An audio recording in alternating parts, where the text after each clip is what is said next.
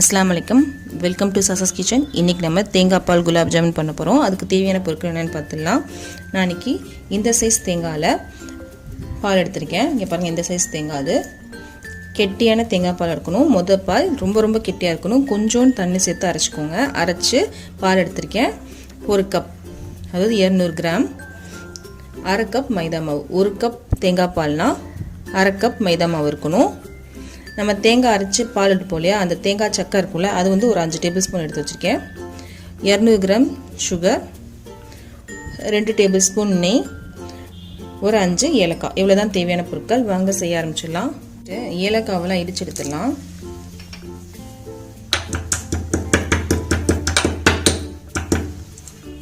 இதோட தோல்லாம் எடுத்துருக்கேன் இதோட விதையில உள்ள போட்டு வச்சிருக்கேன் இது வந்து நல்லா இடிச்சிடலாம் இடிச்சு வச்சிருக்கோம் போதும் அடுத்து சுகர் சிரப் செய்ய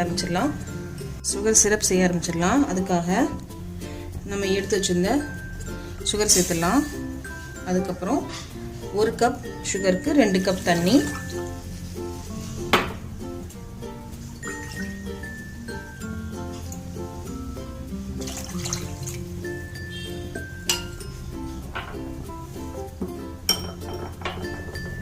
அப்புறம் நம்ம இடிச்சு வச்சிருந்த ஏலக்காய் பொடி இதையும் சேர்த்துடலாம்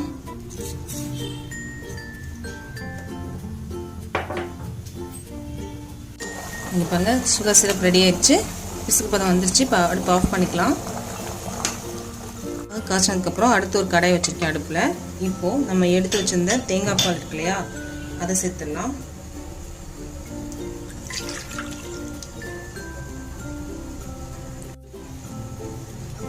தேங்காய் பால் சேர்த்துட்டோம் இப்போ நம்ம எடுத்து வச்சிருந்தோம் இல்லையா 5 டேபிள் ஸ்பூன் தேங்காய் அதை சேர்த்துடலாம் நம்ம தேங்காய் பால் எடுக்கும்போது எடுத்து சக்கை தான் அது இது லைட்டாக சைடில் பபிள்ஸ் வர வரைக்கும் வெயிட் பண்ணலாம் சைடில் பபிள்ஸ் வர ஆரம்பிச்சிருச்சு இப்போ மைதா மாவு சேர்த்துடலாம் அடுப்பு சிம்ல இருக்கட்டும் அப்புறம் நம்ம எடுத்து வச்சிருந்த நெய் சேர்த்துடலாம் இதெல்லாம் சேர்ந்து வர வரைக்கும் நல்லா கலந்து விடணும்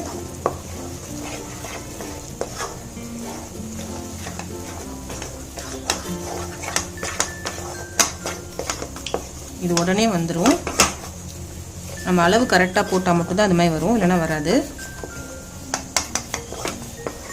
சட்டிலையும் ஒட்டாமல் இருக்குது இப்போ கையில் தொட்டு பார்த்தீங்கன்னா ஒட்டக்கூடாது பாருங்க எனக்கு ஒட்டவே இல்லை இப்போ அடுப்பு ஆஃப் பண்ணிக்கலாம் இது கொஞ்சம் ஆற வரைக்கும் வெயிட் பண்ணலாம் மாவு கொஞ்சம் ஆறிச்சு கொஞ்சம் சூடாக இருக்கணும் இப்போ சும்மா நம்ம ரவுண்ட் ஷேப்லேயே நம்ம வந்து எப்போவுமே போடுற மாதிரி போடலாம் ஆனால் இன்னைக்கு கொஞ்சம் டிஃப்ரெண்ட்டாக போடலான்னு நினச்சேன் ஸோ அதனால் கொஞ்சம் ஒரு பெரிய சைஸ் ரவுண்ட் எடுத்துக்கிறேன்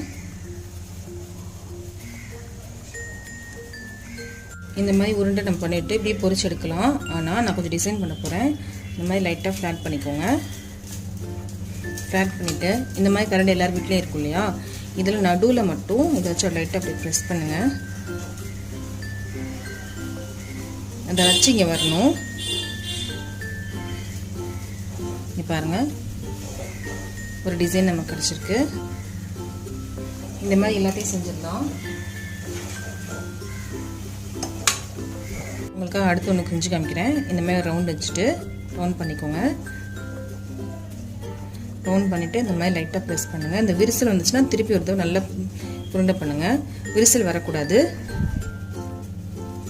விரிசல் வராமல் வச்சுக்கோங்க ரவுண்டை முடிஞ்ச அளவுக்கு விரிசல் வராமல் பார்த்துக்கோங்க பாருங்க விரிசல் வரல எனக்கு இப்போ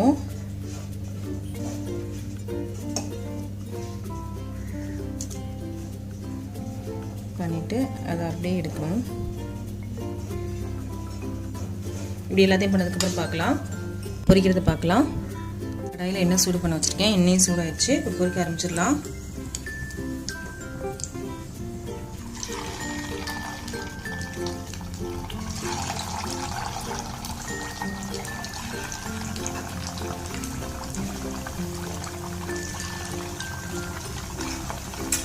இங்கே பாருங்க லைட்டாக ப்ரௌன் ஆயிடுச்சு இப்போ திருப்பி போட்டுடலாம்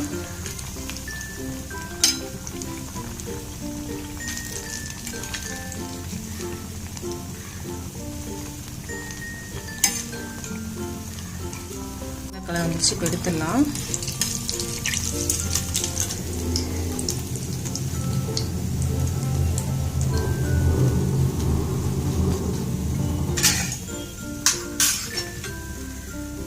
ஒரு பிளேட் எடுக்கிறேன்.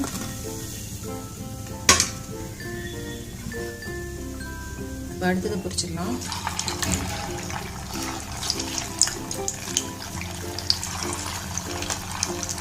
இதை போட்டோடனே டிஸ்டர்ப் பண்ண வேணாம். கொஞ்சம் நேரம் கழித்து நம்ம அதை எடுத்து விடலாம். கீழே லைட்டாக ஒட்டும். ஸோ அதனால் போட்டோடனே எடுத்தோன்னா அதோட ஷேப்லாம் உடஞ்சி போயிடும்.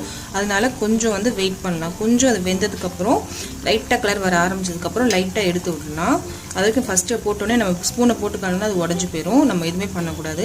நமக்கு லைட்டாக கலர் வந்ததுக்கப்புறம் லைட்டாக அந்த மாதிரி கீழே விட்டு எடுக்கணும். பொரிச்சிட்டேன். இங்கே பாருங்கள், நான் சொன்ன அளவுக்கு எனக்கு இவ்வளோ கிடச்சிருக்கு. இது பொரிக்கிறதுக்கு கொஞ்சம் டைம் எடுக்கும். 8லேருந்து 10 நிமிஷம் ஆகும். சிம்மில் வச்சே பொரிங்க. பாருங்கள், இந்த கலரில் வரணும். பொரிச்சிட்டோம். இப்போ சுகர் சிரப்பில் போட்டுடலாம். சுகர் சிரப் கொஞ்சம் சூடாக தான் இருக்குது, அதனால் இப்போ சேர்க்குறேன். இது உங்களுக்கு பொரிக்கும் போதே தேங்காய் வாடையோட சூப்பராக இருக்கும்.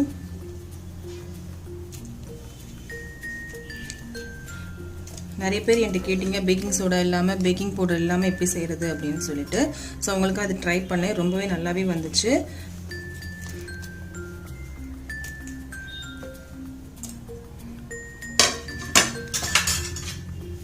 டிப் பண்ணிட்டோம் எல்லாத்தையுமே. இது வந்து ஒரு மணி நேரத்துக்கு அப்படியே இந்த சுகர் சிரப்பில் ஊறட்டும். ஊறதுக்கப்புறம் பார்க்கலாம்.